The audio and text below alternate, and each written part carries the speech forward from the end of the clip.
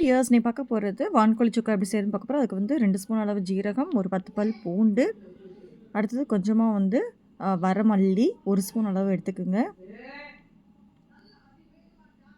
இப்போ இதை வந்து அரைச்சிக்கலாம் நம்ம பேஸ்ட் மாதிரி. அடுத்தது ஒரு 1/4 கிலோ அளவு வான்கோழியை வந்து கறி பீஸை வந்து நான் குக்கர் ஆட் பண்ணிக்கிறேன். ஒரு 1.5 ஸ்பூன் அளவு மிளகாய் தூள் ஆட் பண்ணிக்கிறேன். கொஞ்சமாக வந்து மஞ்சத்தூள் ஆட் பண்ணிக்கிங்க, உப்பு ஆட் பண்ணிக்கிங்க. தண்ணி ஆட் பண்ணிவிட்டு குக்கரை வந்து மூடி போட்டுட்டு விசில் வந்ததுக்கப்புறம் சிம்மில் போட்டுட்டு ஒரு 1/4 மணி நேரத்தில் வந்து இறக்கிடலாம். நல்லா வந்து ஃபஸ்ட்டு வேக வச்சு எடுத்துக்கணும். அதுக்கப்புறம் தான் வந்து நம்ம தாளிக்கணும். இப்போ வந்து ஒரு பேனில் வந்து நீங்கள் நல்லெண்ணெய் ஆட் பண்ணால் இன்னும் நல்லாயிருக்கும். நான் வந்து கொஞ்சமாக நல்லெண்ணெய் வந்து ஆட் பண்ணிக்கிறேன்.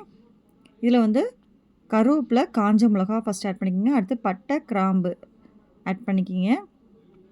அடுத்தது 1 1/2 பெரிய வெங்காயம் ஆட் பண்ணிட்டு அரைச்ச மசாலா பேஸ்ட் ஆட் பண்ணிவிட்டு அதுவும் பச்சை வாசனை வரைக்கும் வதக்கிட்டு வான்கோழி வேக வச்சதை ஆட் பண்ணிட்டு கரம் மசாலா கொஞ்சமாக பெப்பத்தூள் ஆட் பண்ணிவிட்டு நல்லா தண்ணி சுண்டுற வரைக்கும் நல்லா வேக விட்டுக்குங்க. நல்லா தண்ணி சுண்ணதுக்கப்புறம் கொத்தமல்லி தூவி இறக்கிட்டா அவ்வளோ சூப்பர் டேஸ்டியான வான்கோழி சுக்கா ரெடி ஆயிடுச்சு. கண்டிப்பாக ட்ரை பண்ணி பார்த்துட்டு எப்படி இருக்குன்னு சொல்லுங்கள். Thank you so much. பாய்.